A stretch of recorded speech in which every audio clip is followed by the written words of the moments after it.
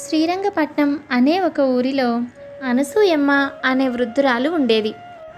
అనసూయమ్మకు అక్కడ పొలాలు, ఆస్తిపాస్తులు అన్నీ ఉన్నాయి. ఒక్కరోజు అనసూయమ్మ కాస్త విశ్రాంతిగా కూర్చుని ఉండగా తన మనవరాలు రాజీ గబా గబా బ్యాగ్ పట్టుకుని ఇంటికి వచ్చింది. మనవరాలను చూస్తూనే అనసూయమ్మ, ఏంటే రాజీ, ఇలా అనుకోకుండా వచ్చావు అని అడిగింది. అందుకు రాజీ, ఇక్కడికి రావాలంటే నీ పర్మిషన్ తీసుకుని రావాలా అని కోపంగా మాట్లాడింది. ఎందుకే అంత కోపం, నేనేదో పరాచకానికంటేను అంది అనసూయమ్మ.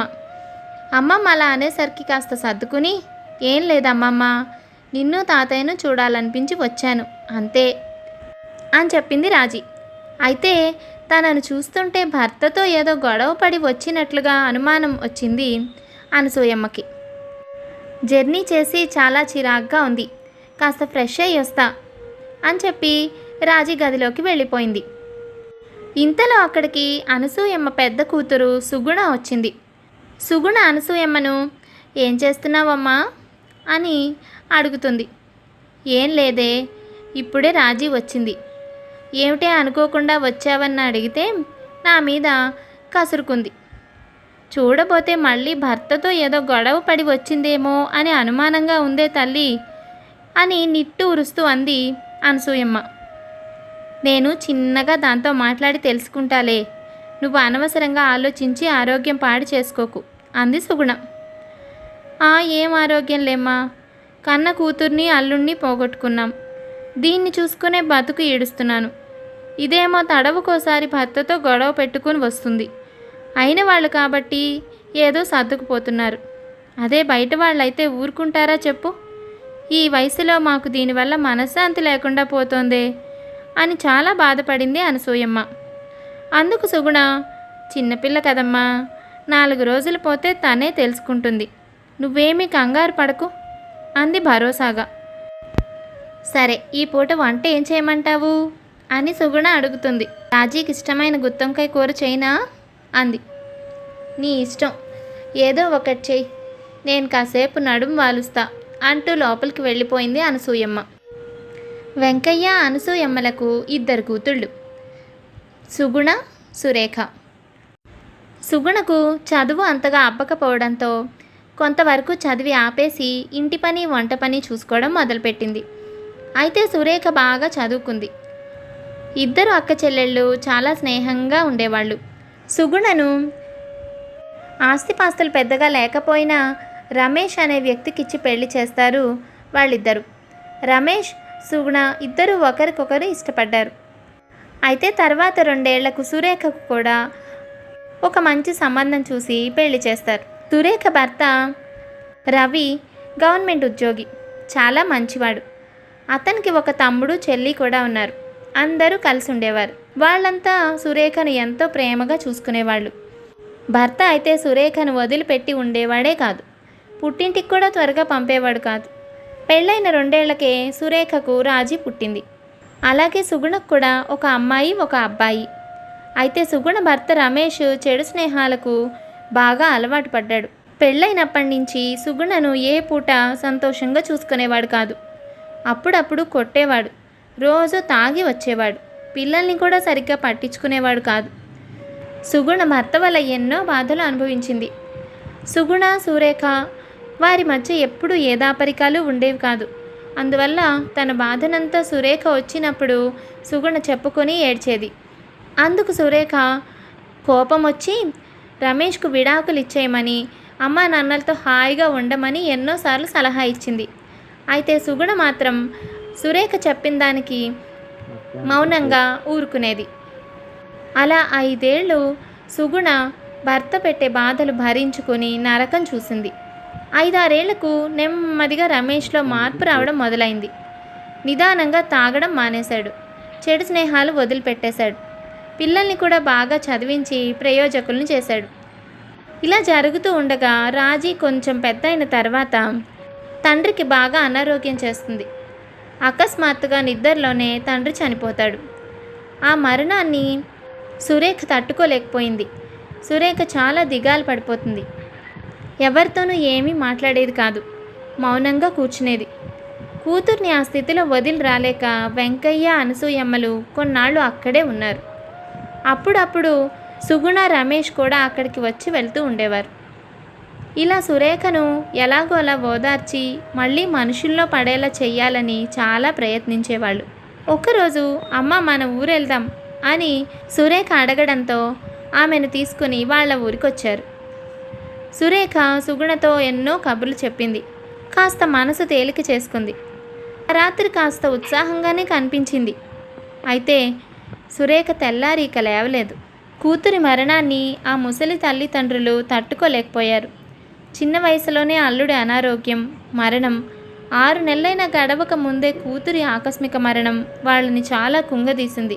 వాళ్ళు ఆ పరిస్థితుల నుంచి బయట పడగలిగారు అంటే సుగుణ ఒక్కతే కారణం. సుగుణ వాళ్ళకి ఎన్నో సేవలు చేసి మామూలు మనుషులు అయ్యేలాగా చేసింది.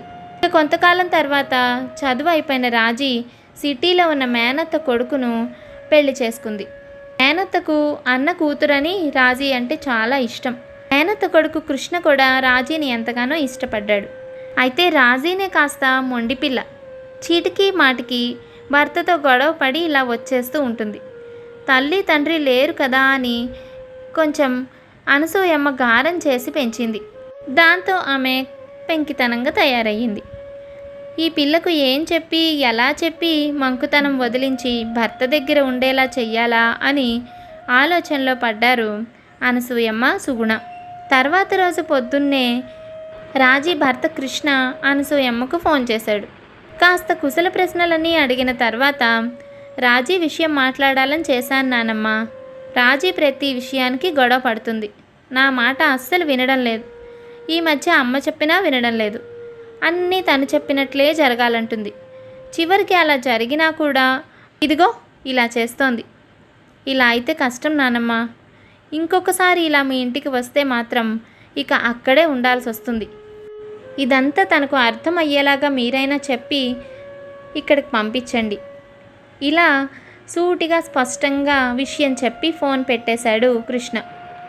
అనసూయమ్మకు ఏం చేయాలో పాలుపోలేదు. సుగుణ వచ్చేదాకా ఆగి రాగానే ఫోన్ సంగతి చెప్పింది.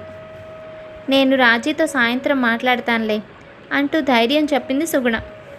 సాయంత్రం రాజీని మేడపైకి తీసుకెళ్ళి, ఏంటమ్మా ఏమైనా గొడవ జరిగిందా? అత్తయ్య కానీ కృష్ణ కానీ నిన్నేమైనా అన్నారా? నాకు చెప్పు తల్లి అంటూ సుగుణ రాజీని అడిగింది. ఏం చెప్పను పెద్దమ్మ, అత్తయ్య కృష్ణ మంచివాళ్లే కాదనను. కానీ జాబ్ చేస్తానంటే ఎందుకు నీకా కష్టం, హాయిగా ఇంట్లో ఉండరాదా అంటారు. మొన్న పెళ్లి రోజుకు సరదాగా ఎటైనా వెళ్దామంటే ఓల్డేజ్ హోమ్కి తీసుకెళ్ళి వాళ్ళకి భోజనాలు పెట్టించారు. కృష్ణకి పిల్లలంటే చాలా ఇష్టమట. త్వరగా మనవన్నో మనవరాలనో ఇవ్వమని అత్తయ్య గోల. ఆఫీస్ నుంచి రాగానే మంచినీళ్ళు కాఫీ నన్నే ఇవ్వమంటారు. అవన్నీ చేస్తేనే ప్రేమ ఉన్నట్టా? ఇంకా ఇంటికి ఎవరైనా వస్తే ఇష్టమున్నా లేకపోయినా పలకరించి మాట్లాడాలి, లేకపోతే నీకు పొగరంటారు. నిన్న అత్తయ్య వాళ్ళ మరది వస్తే నేను మాట్లాడలేదని కృష్ణ కేకలేశాడు. దాంతో నాకు కోపం వచ్చి 4 అక్కడే అనేసి వచ్చేశాను అంతే అంది. చూడమ్మా, నేను నీ మంచి కోరుకునేదాన్నే అని నీకు నమ్మకమేనా అని అడిగింది సుగుణ. అదేంటి పెద్దమ్మా, నువ్వు మా అమ్మ లాంటి దానివి. అమ్మ చనిపోతే నన్ను చదివించి ఇంత దాన్ని చేసింది నువ్వేగా. నాకు అమ్మ లేదన్న బాధ ఎప్పుడూ కలగనీయకుండా చూసుకున్నావు అంది. అలా అయితే ఈ లెటర్ చదువు, తర్వాత తప్పెవరిదో నీకే తెలుస్తుంది అంటూ ఒక కవర్ ఇచ్చింది సుగుణ. గదిలోకి వెళ్ళి ఆ లెటర్ని ఓపెన్ చేస్తూ, ఇది ఎవరు రాశారబ్బా, పెద్దమ్మ ఇది చదవమని నాకెందుకు ఇచ్చింది అని ఆలోచిస్తూ ఉంది రాజీ. అందులో ఇలా రాసి ఉంది, అయిన సుగుణ అక్కకు, నేను నీకు చాలా లెటర్స్ రాశాను. అయితే నేను రాసే చివరి లెటర్ ఇదేనేమో అనిపిస్తోంది. నా గురించి నీకు అంతా తెలుసు, కానీ నీకు తెలియంది కూడా కొంత ఉంది. నా పెళ్ళై అత్తారింటికి వెళ్ళాక నేనెందుకో వాళ్ళతో త్వరగా కలిసిపోలేకపోయాను. నాన్న బోలెడంత కట్నం ఇచ్చి పెళ్లి చేశాడు. వీళ్ళు చెప్పినట్లు వినాల్సిన అవసరం నాకేమీ లేదు అన్నట్టుగా ఉండేది నా ఆలోచన.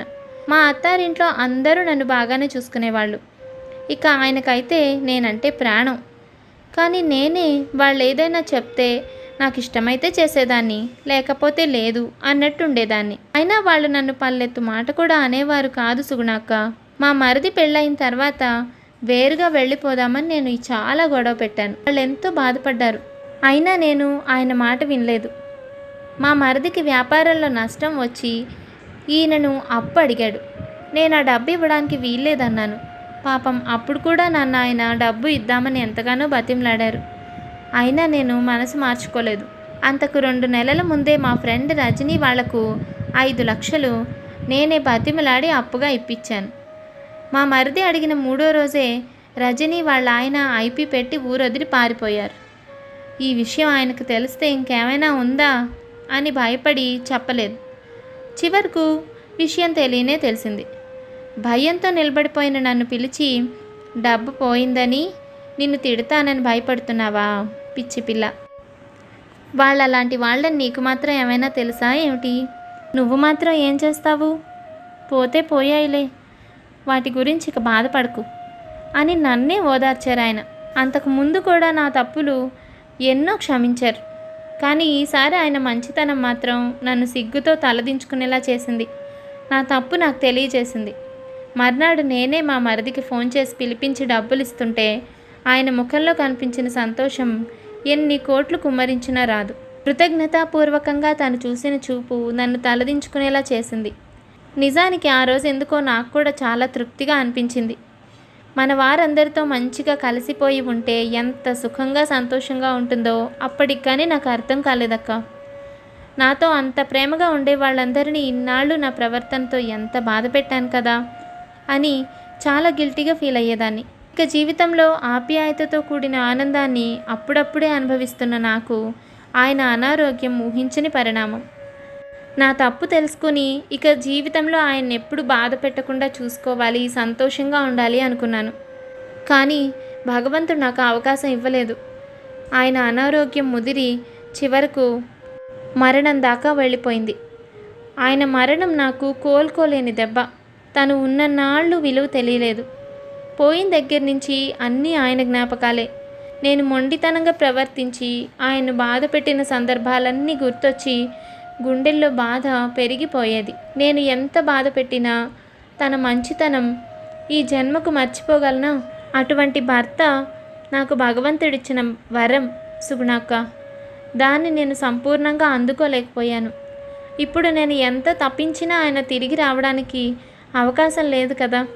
భార్యాభర్తల మధ్య ఉండవలసింది ప్రేమ, ఆప్యాయత, నమ్మకం, అంతేకాని మేడలు, డబ్బులు కాదు. ఇవి తెలియక చాలామంది భార్యాభర్తలు తమ జీవితాల్ని నాశనం చేసుకుంటున్నారు. నాకు అమ్మ చెప్పింది, రమేష్ మంచిగా మారాడంటే దానికి నువ్వే కారణమని.